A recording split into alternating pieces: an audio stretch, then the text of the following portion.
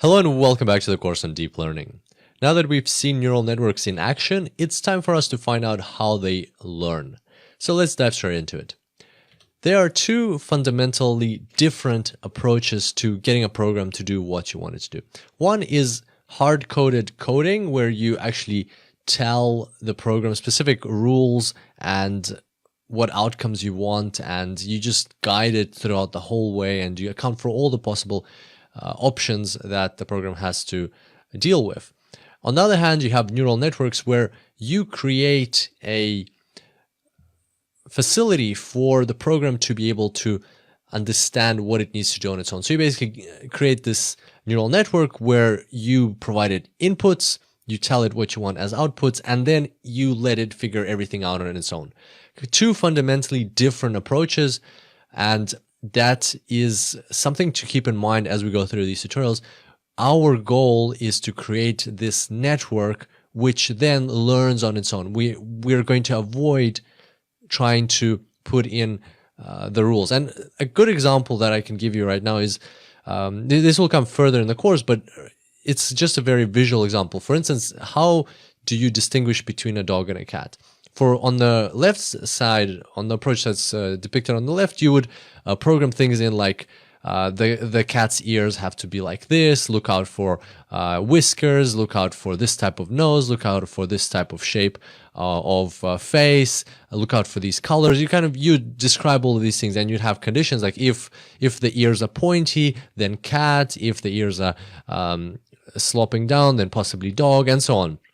On the other hand, for a neural network, you just code the neural network, so you code the architecture, and then you point the neural network at a folder with all these cats and dogs, with images of cats and dogs, which are already categorized, and you tell it, okay, I've got some images of cats and dogs, go and learn what a cat is, go and learn what a dog is, and the neural network will on its own understand everything it needs to understand.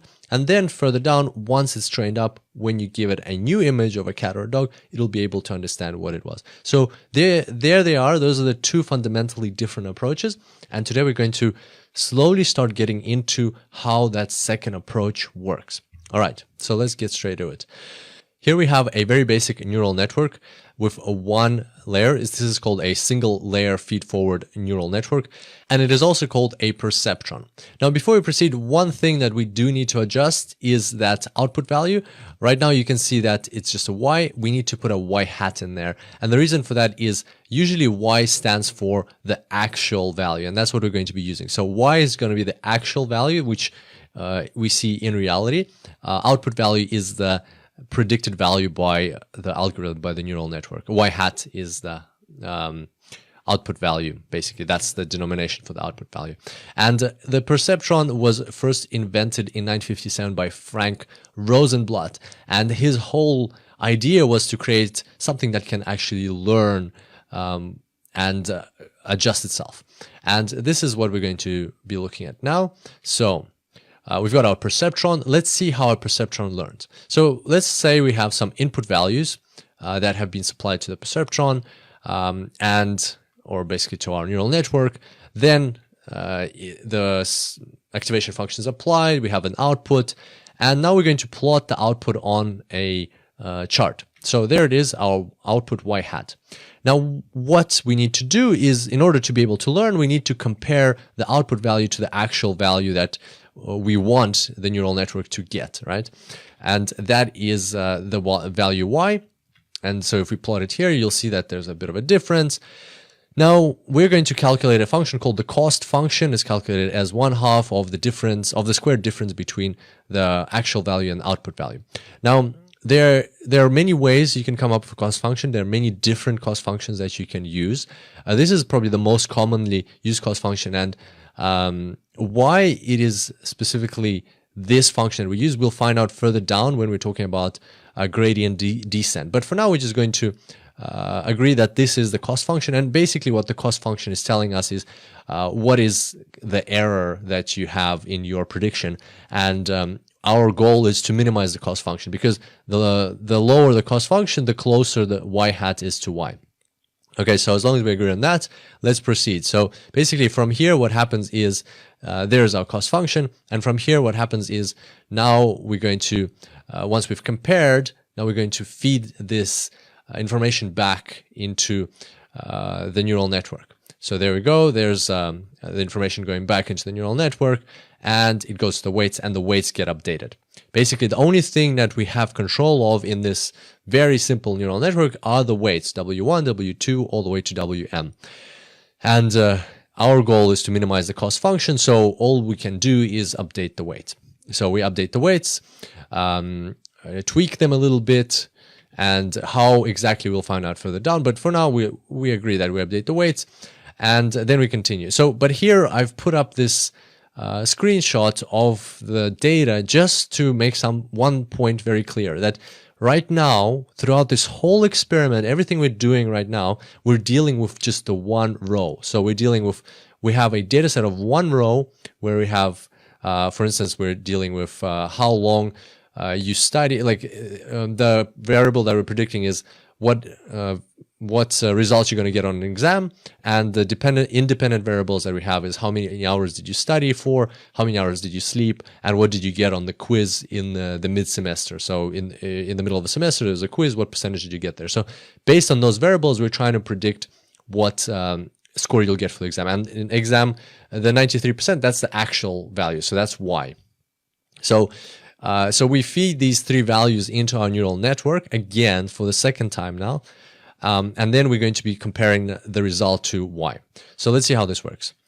We feed these values into the neural network, everything gets adjusted, and weights get adjusted. So as you can see, let's do this again. We're going to feed the values. Again, the point here is that we're feeding in these same values. So we only have one row. We're training on one row. This is because this is just a very simple, basic example. Then we'll see what happens when there's more rows.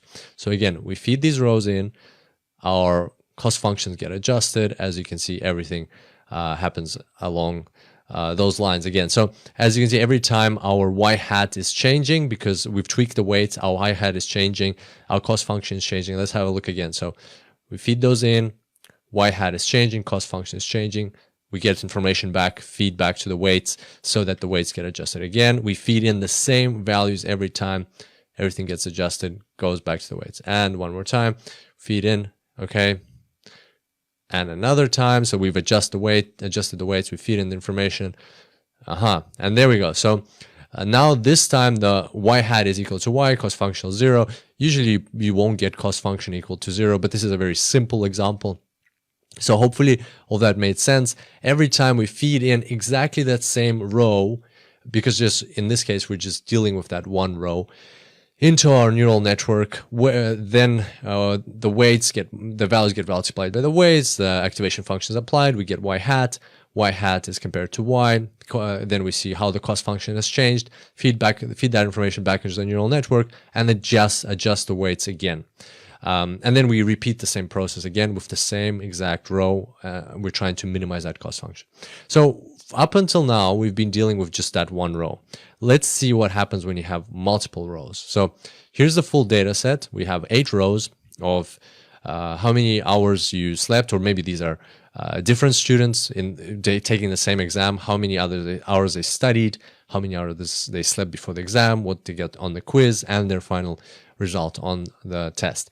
And as you can see here on the left, I've got 8 of these perceptrons. Actually, they are all the same perceptron, so this is also important to understand. I just multiplied it, or like duplicated 8 times, just so that we can conceptually understand. But the important thing here is the same neural network. We're going to be feeding these into the one same neural network. So let's get started. So one epoch, as you'll hear Hadlan mentioning, one epoch is when we go through a whole data set and we train our neural network on all of these rows. So let's get started. So there's our first row, and there's Y hat for the first row. There's the second row, there's Y hat for the second row. So again, it's being fed into the same neural network every time. I've just copied them several times so we can visually see how this is happening. Then again, it's happening again. That's third row, fourth row. There's our y hat for the fourth row, and so on. Basically, then we get the same values for the remaining 4 rows as well. So every time we just feed in a row into our neural network, we get a value. Then we compare to the actual values. So there are the actual values. So for every single row, we have an actual value.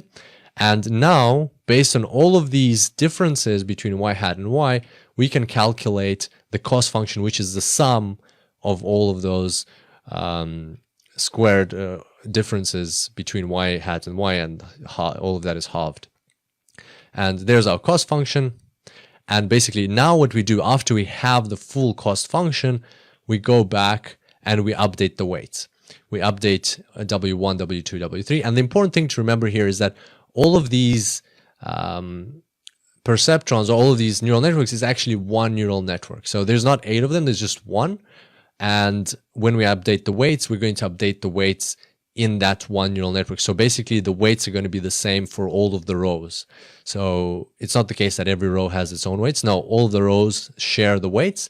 And so that's why we looked at the cost function, which is the sum of the squared differences. And then we updated the weights. And now from here, that was just one iteration. Next, we're going to run this whole thing again. We're going to feed every single row into the neural network, find out our cost function, and do this whole process again. So just as we saw previously, where we had just one row and we were doing everything again and again and again, same thing here, but now we're going to be doing it with 8 rows or 800 rows or 8,000 rows, however many rows you have in your data set. You do this process and then you calculate the cost function.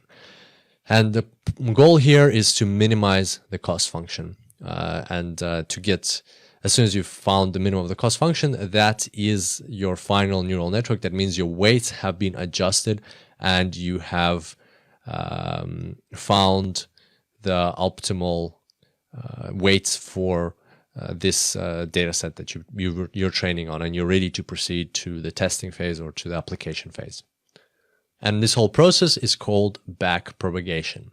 So some additional reading that you might want to do for the cost function, and I know we just talked about one, and there are many different ones. A good article is located on Cross-Validated.